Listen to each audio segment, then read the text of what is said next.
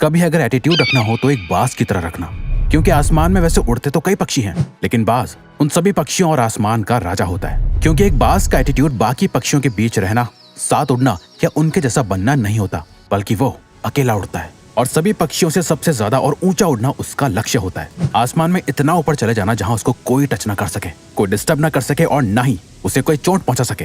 क्योंकि जब एक उड़ते हुए बाज की पीठ पर बैठा हुआ कौवा उसे चोंच मारता है, उसे परेशान करता है, तो बाज उस कौवे से लड़ता नहीं है, उसे कोई रिस्पॉन्स नहीं देता। वो बस चुपचाप अपने पंखों को फैलाकर आसमान में ऊपर और ऊपर उड़ता जाता है। बाज आसमान में जितना ज्यादा ऊपर जाता जाता है, उस कौवे की परेशानी उतनी ही बढ़ती जाती है। वो ऊंचे आसमान में सांस नहीं ले पाता और ऑक्सीजन की कमी की वजह से वो कौवा बेहोश होकर अपने आप गिर जाता है और बाज उस कौवे की चोंच से होने वाले दर्द से मुक्त हो जाता है। दोस्तों, हमारी जिंदगी भी कुछ ऐसी ही है। ये कौवा आपकी लाइफ के सारे चैलेंजेस को दिखाता है और ये बाज आपके स्ट्रॉन्ग मेंटल एटीट्यूड को। एक बाज ही की तरह जिंदगी के आसमान में मुश्किलों के बादलों को अपने पंखों से चीरते हुए ऊंचा उड़ना सीखो, ताकि आपके ये सारे चैलेंजेस अपने आप ही गायब हो जाएं। जब लोग आपको ताने कसे तो उससे और ऊपर उड़ जाओ। जब लाइफ आपको सामने से चैलेंज करे, उससे और ऊपर उड़ जाओ। जब आपको जिंदगी की एक के बाद एक प्रॉब्लम्स तोड़ के रख दे, और ऊपर उड़ जाओ। एक बाज की असली पावर उसके पंखों में है। अगर वो अपने पंखों को नहीं खोलेगा तो उड़ नहीं पाएगा। वैसे अगर आप अपने माइंड को ओपन नहीं रखोगे सीखने के लिए, इंप्रूव होने के लिए, स्ट्रांग होने के लिए, तो आप कभी नहीं उड़ पाओगे। एक बाज बनने के लिए आपको बाज के मेंटल एटीट्यूड को सीखना होगा, बाज जैसे मेंटालिटी और माइंडसेट को डेवलप करना होगा। बाज को तूफान पसंद होते हैं। डॉक्टर एपीजे अब्दुल कलाम ने एक बार कहा था, all birds find shelter during a rain, but eagle avoids rain by flying above the clouds. यानी जब आसमान में बादल छा जाते हैं, कुदरत की तरफ से एक तूफान आने का इशारा होता है, जिसे देख बाकी सारे पंछी छुप जाते हैं। एक बाज इसी तूफान से डरता नहीं, बल्कि और ज्यादा एक्साइटेड हो जाता है। बाज इस तूफान के साथ आने वाले चैलेंजेस को बहुत इंजॉय करता है। जब तूफान की हवाएं और ज्यादा तेज हो जाती हैं, वो उस तेज हवा का यूज करके आसमान में और ऊपर चला जाता है। बहुत ऊपर पहुंचने के बाद वो उन बादलों से भी ऊपर आ जाता है जो बादल वो बारिश कर रहे होते हैं। आपकी लाइफ की हर एक प्रॉब्लम में सोल्यूशन छुपा हुआ है, हर एक चैलेंज में अपॉर्चुनिटी छुपी हुई है। जब आप इन प्रॉब्लम्स और चैलेंजेस से ऊपर उठ जाओगे, तब आपको कई सारी अपॉर्चुनिटीज दिखाई देंगी। जैसे कि नेपोलियन हिल भी कहते हैं, every challenge brings a great opportunity with it. अब जिस दिन एक बाज की तरह लाइफ की सारी डिफिकल्टीज और प्रॉब्लम्स को लाइफ में ग्रो होने की, खुद को बदलने की अपॉर्चुनिटीज की तरह देखने लगोगे, तब जाके आप बहुत ऊंचा उड़ना सीख पाओगे। बाज अपने घोंसले में नरम घास नहीं रखता। क्या आपको पता है, एक बाज के घोंसले में कभी कोई नरम चीज नहीं होती। वो अपने घोंसले से उन घासों को निकाल के फेंक देता है जो उसे आराम करने पे मजबूर करती है, क्योंकि वो एक बाज है। घोंसले में बैठना उसकी फितरत नहीं, बल्कि आसमान में उड़ना ही उसका लक्ष्य है। कहीं वो अपने घोंसले में ज्यादा कंफर्टेबल ना हो जाए, इसीलिए वो अपने बिस्तर को भी जितना हो सके उतना कांटे भरा रखता है। बाज के जब बच्चे होते हैं तो उनके लिए वो नरम घासों से भरा घोंसला बनाता तो है, लेकिन जैसे जैसे बच्चे बड़े होते हैं, वो उन बच्चों को घोंसले से बाहर निकाल देता है और कुछ नरम घासों को भी निकाल देता है। पर जब उसके बच्चे वापस आते हैं, उन्हें वो घोंसला थोड़ा अनकंफर्टेबल लगने लगता है, पर वो उसमें भी आराम करने लगते हैं। कुछ टाइम बाद वो अपने बच्चों को फिर से उस घोंसले से निकाल देता है और सारी नरम घास को निकाल फेंकता है। उसके बच्चे फिर वापस आते हैं और ये साइकिल तब तक रिपीट होती है जब तक कि उसके बच्चे घोंसले से बाहर जाकर उड़ना ना सीख लें। और एक बार जब वो उड़ना सीख जाते हैं तो वो समझ जाते हैं घोंसले के कंफर्ट में रहने से ज्यादा आसमान में उड़ना ही उनका असली मकसद है। एक बाज भी इस बात को समझता है कि कंफर्ट जोन उसके लिए कितना खतरनाक हो सकता है, पर हम इंसान अपनी लाइफ को जितना हो सके उतना कंफर्टेबल बनाते जाते हैं। भूख लगी है तो ऑनलाइन खाना मंगा लिया, बोर हो रहे हैं तो रील्स स्क्रॉल कर ली। ये सारी बड़ी बड़ी कंपनीज आपकी लाइफ को जितना हो सके उतना इजी और कंफर्टेबल बना रही हैं, और ये आपको जितना हो सके उतना वीक बना रहे हैं। आप जितना ज्यादा कंफर्टेबल जोन में रहोगे, आप उतना ही ज्यादा आलसी होते जाओगे और आपका फ्यूचर उतना ही ज्यादा अनकंफर्टेबल और मुश्किल बनता जाएगा। हमारा कंफर्ट जोन ही हमारा सबसे बड़ा दुश्मन होता है और हमें इसका अंदाजा तक नहीं होता। बाज चेंज होने के एक बहुत ही दर्दनाक प्रोसेस से गुजरते हैं।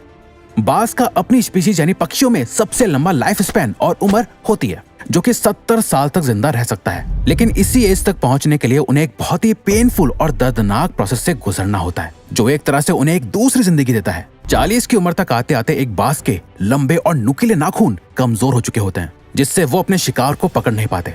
उसकी नुकीली चोंच अब मुड़ चुकी होती है, उसके पुराने सारे पर उसकी छाती से चिपक जाते हैं, जिससे उससे उड़ने में बहुत दिक्कत आती है। अब बाज को एक चॉइस लेनी होती है, या तो वो ऐसे ही मर जाए या फिर अपने आप को एक पेनफुल प्रोसेस से गुजार कर बदला जाए, जिसे करने के लिए वो अपने घोंसले में जाता है और अपनी चोंच को तब तक पत्थर पे जोर जोर से मारता है जब तक कि वो टूट नहीं जाती। फिर वो अपनी चोंच के दोबारा बड़े होने का इंतजार करता है और चोंच ग्रो होने के बाद उस चोंच का यूज करके अपने नाखून उखाड़ देता है और उनका दोबारा ग्रो होने का इंतजार करता है। जब ये हो जाता है उसके बाद वो अपनी चोंच और पंजों से अपने पंखों में से मोटे मोटे फेदर्स यानी पंखों को तोड़कर निकाल देता है और सिर्फ हल्के फेदर्स को रखता है। इसके बाद बाज अपने रिबर्थ की सबसे पहली उड़ान भरता है और खुद को जीने के 30 और साल दे देता है। बाज अकेला ही क्यों उड़ता है?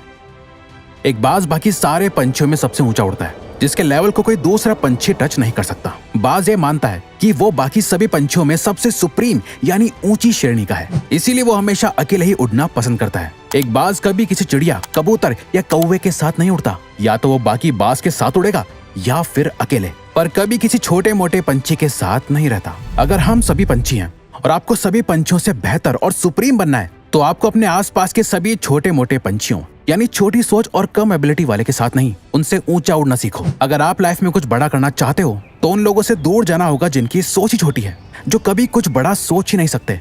जो लोग आसमान में ऊंचा नहीं उड़ना चाहते वो आपको भी जमीन पर ही रखेंगे, बेशक आप अकेले क्यों ना पड़ जाओ। अगर आप ऊंचा उड़ना चाहते हो तो आपको उन लोगों से ऊपर उठना पड़ेगा जो लोग खुद तो नीचे ही रहते हैं और आपको भी ऊंचा उड़ता हुआ नहीं देखना चाहते।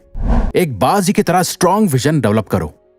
एक बाज अपने शिकार को 5 किलोमीटर दूर से ही देख लेता है और जब वो अपने टारगेट को लॉक कर लेता है, जब उसका गोल एकदम क्लियर हो जाता है, फिर उससे फर्क नहीं पड़ता कि रास्ते में क्या है, कितने पेड़ हैं, कितने लोग हैं, वो शिकार कितना खतरनाक हो सकता है, वहां तक पहुंचना कितना मुश्किल है।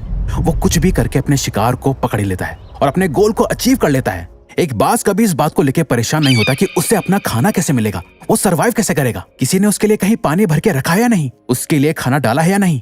वो बस उड़ता है और अपने खाने की तलाश में निकल जाता है। अपने शिकार का वेट नहीं करता कि वो खुद चल के उसके पास आएगा, नहीं, बल्कि सही मौका देखते ही उस पर हमला कर देता है। इस मेंटल एटीट्यूड की वजह से ही एक बाज 70 साल तक सरवाइव कर पाता है, बाकी पंछियों की तरह भूखा नहीं मरता। आपको भी अपनी लाइफ का एक विजन तैयार करना होगा। आप जो चाहते हो उसके लिए काम करना होगा। कोई सामने से आकर आपकी लाइफ नहीं बदलने वाला, आपको खुद अपनी लाइफ की रिस्पॉन्सिबिलिटी लेके खुद को चेंज करना होगा। एक बाज कभी भी मरे हुए जानवरों को नहीं खाता। एक बाज कभी मरे हुए जानवर को नहीं खाता, वो हमेशा अपने लिए एक फ्रेश शिकार करता है। बाज का ये माइंडसेट हमें सिखाता है कि हमारा पास्ट हमारे लिए मर चुका है, पास्ट में हुई सभी चीजें जा चुकी हैं, आपके हाथ में बस आपका आज है।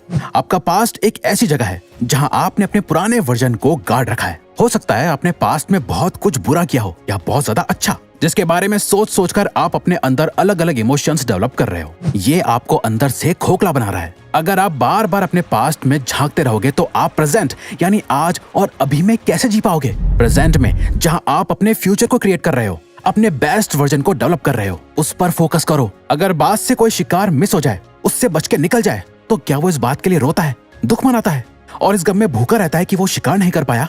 नहीं, बल्कि वो फौरन अपने अगले शिकार को ढूंढने निकल जाता है। आप भी एक बाज बनो, अपने पास्ट को दफना दो और अपने प्रेजेंट में जीकर अपने फ्यूचर को क्रिएट करो। अब अगर आपको ये वीडियो अच्छी लगी तो वीडियो को लाइक और चैनल को सब्सक्राइब करके हमें सपोर्ट करो और बेल नोटिफिकेशन ऑन कर लीजिएगा ताकि आप आने वाली वीडियोस मिस ना कर पाओ। Thank you for watching.